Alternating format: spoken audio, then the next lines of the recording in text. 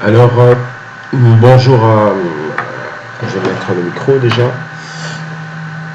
Bonjour à ceux qui regardent la vidéo, hein. Ici, ce ne sont pas des conseils en investissement, mais simplement une petite vidéo à titre pédagogique sur la journée du 25 octobre 2017, 10h54. Je vais plus ou moins encore rester une dizaine de minutes. Donc, on va voir un peu ici les stratégies enclenchées. Donc, suite aux statistiques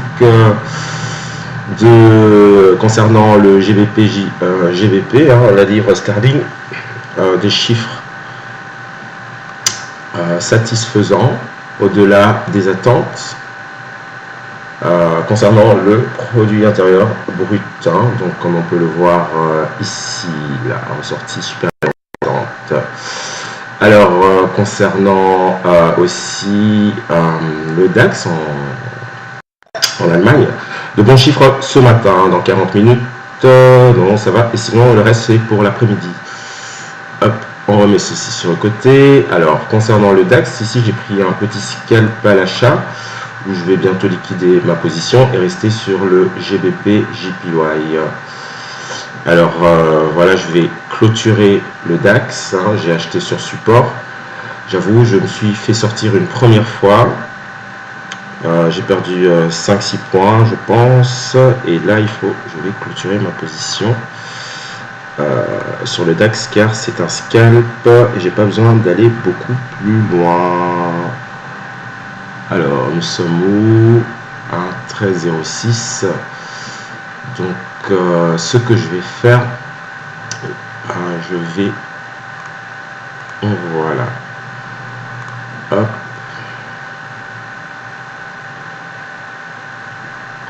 voilà, je vais prendre ici.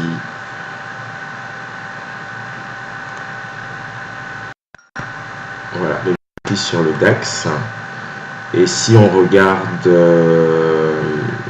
l'historique de trading, depuis ce matin, bon, il n'y avait pas grand chose. J'ai essayé de l'acheter de l'acheter.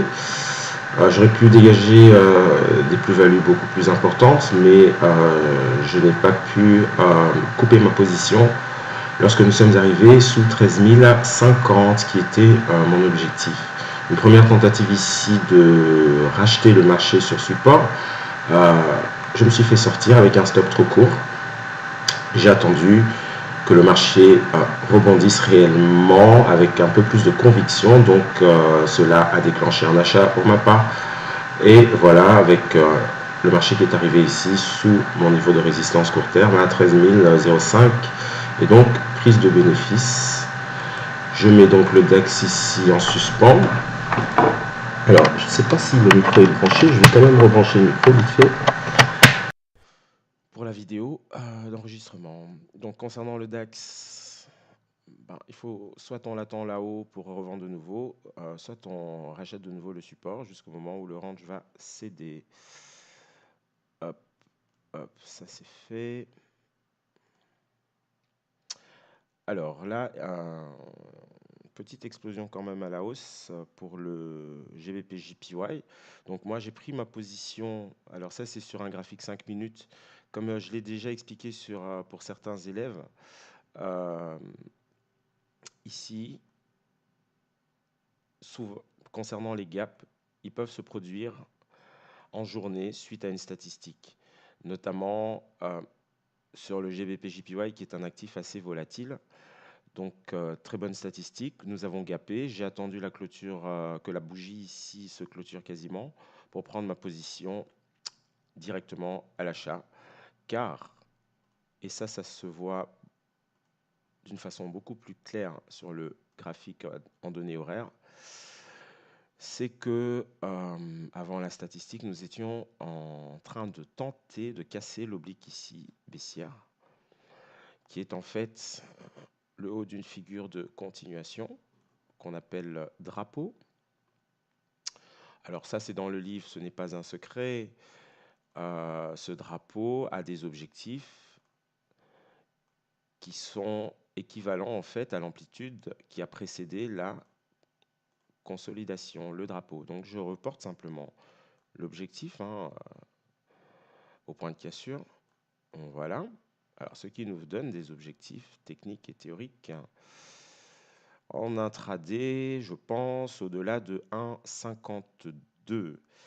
Alors, une première étape serait de franchir cette résistance. Et moi, ce que je vais faire, vu que je dois partir très bientôt, je vais couper ma position, prendre mes bénéfices, voilà, et attendre des replis correctifs. Donc, on a une zone à trader qui fait plutôt quasiment 200 points. Donc, voilà un peu concernant les trades du jour. Donc, ici, moi, je vais clôturer ma position sur GBP JPY avec une quarantaine de points de gain, ce qui était l'objectif. Position clôturée. Voilà. Alors, je vais quand même voir parce que est-ce que j'avais pas vu que j'avais pris une perte sur GBP/JPY? Ouais, voilà, moins 1 pips. Ce qui me fait. Alors là, ça, c'est pas une bonne idée de montrer le numéro de compte. Par contre, on peut faire ça.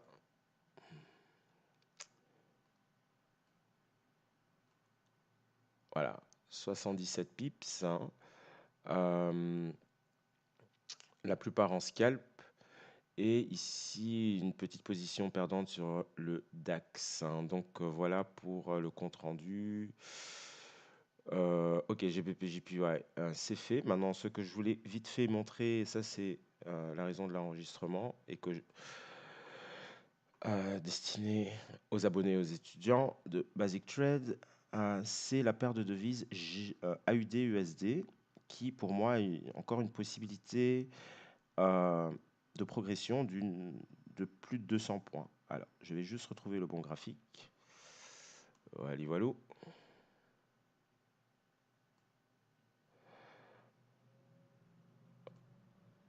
Ok, donc clairement ici baissier. En fait, l'idée maintenant, c'est de trouver des opportunités pour moi, en tout cas de vente. Alors, d'où ici ma méthodologie de pouvoir enclencher la bonne tactique, de pouvoir déterminer la bonne tactique pour entrer. Donc ici, on voit clairement que le marché baisse. Alors, comme on dit, on ne rattrape pas un couteau qui tombe.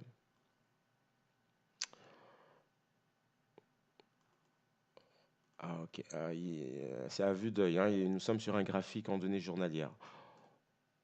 Cette analyse, cette stratégie, en fait, qui est mise sur le site Basic Trade, j'ai pu la mener comme travaux avec un étudiant. Donc, je vais prendre un graphique ici mensuel. Donc, nous avons étudié cela ensemble. Il a dû faire l'analyse de son côté, corriger, et en fonction des leçons, mettre les éléments que l'on trouvait pertinents, notamment ici, ce niveau de résistance moyen terme, plutôt long terme, ok, toujours sous la moyenne mobile à 50 périodes sur des données mensuelles. Donc les prix qui l'utilisent comme couverture, un retracement de 50% de Fibonacci de cette baisse, et du coup on peut commencer tout doucement, peut-être pas à déduire, mais pas forcément anticiper non plus. En tous les cas, avoir comme hypothèse d'un mouvement baissier qui est en train de se mettre en place de long terme, une phase de correction qui pourrait, si cela se confirme, être une figure de continuation. Donc, en intraday, l'idéal serait de trouver des opportunités de vente avec un fort potentiel. Pour cela, un petit zoom sur le daily, sur l'hebdomadaire d'abord, chaque chose en son temps. Sur l'hebdomadaire, voilà, nous réintégrons une ancienne zone de ranging, donc avec un potentiel à la baisse, dans un premier temps une centaine de points, mais à moyen court terme, plus de 200 points. Ok, donc ici, ça ne sert à rien de se précipiter, et c'est là qu'il faut étudier des occasions pour entrer sur le marché d'une façon sécurisée. avec un maximum de chances de réussite. Donc en journalier, pas simplement hein, d'après la théorie de Do et ce que j'utilise pour ma méthodologie, c'est que bon, bah voilà, nous décrivons ici un double top et certainement une divergence au niveau du RSI. Indicateur de momentum, RSI paramétré à 14 dans ce cas-ci. Voilà, on peut observer la divergence, elle se trouve là. On peut observer aussi la confirmation de la divergence, la validation, car nous passons sous les 50. Alors à partir de ce moment-là, on peut attendre que le marché fasse un pullback. Nous avons eu une, deux, trois tentatives. Sur la troisième tentative, elle a été notifiée sur le site Basic Trade. Hein. Cela faisait partie d'une stratégie que je peux montrer ici. Ok. AUD-USD, 8 octobre. Donc voilà, hein, la stratégie qui consistait à vendre un retour pullback qui est en fait une ligne de coup très difficile à appréhender car nous avons ce piège que je n'en tiens pas compte, comme j'explique à mes étudiants pourquoi je n'en tiens pas compte. Donc je trace ici ma ligne de coup. J'avais un peu plus facile, d'autant plus que j'avais déjà ici ce pullback. Donc j'ai affiné évidemment sur des graphiques en intraday et on voit ici la stratégie. Et on voit la seconde stratégie qui peut tout doucement se mettre en place. Ok, donc rien ne sert de courir, il faut le partir à point. Donc pas de frustration, mon petit Gilou, tu as loupé ta petite opportunité. Mais voilà, il y a encore du potentiel. Et c'est pour ça qu'une stratégie peut se trader plusieurs fois, tout simplement. Hein. Ce n'est pas de l'acharnement, c'est, je pense, de l'obstination. Donc voilà, petite vidéo terminée. Et ben, à la prochaine pour d'autres aventures, comme on dit. Ah oui, juste avant de clôturer cette vidéo, hein, alors on voit que j'ai bien fait de prendre mes bénéfices parce qu'on va certainement assister ici à une correction. Donc là, c'est là où il faut venir travailler sur des graphiques beaucoup plus court terme. Hein. De Jones haussier. Ça, c'est, voilà. Moi, je vais essayer d'acheter le de Jones. Pourquoi pas? Il faudra bien s'y mettre à un moment donné. Donc voilà, je vais essayer de travailler sur le Dow Jones, je surveille le point pivot et les 23 400.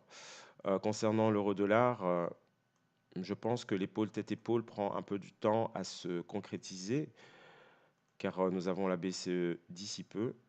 Donc, de ce fait, c'est tout à fait normal qu'il adopte une configuration plutôt neutre. Alors, encore veuillez m'excuser pour le lag, mais là, normalement, ça devrait moins laguer. Terminer l'événement. Oui. Voilà, c'était pour le lag. Donc voilà, Euro-USD, possibilité d'épaule tête-épaule. On attend la cassure ici du support. Donc probablement, si cela doit se produire, ce sera au cours et après la BCE. Sinon, nous assisterons à un rebond et nous partirons alors dans une configuration de range trading de moyen terme. Donc voilà, merci pour ceux qui ont suivi et regardé la vidéo et soyez prudents sur les marchés financiers. À bientôt, au revoir.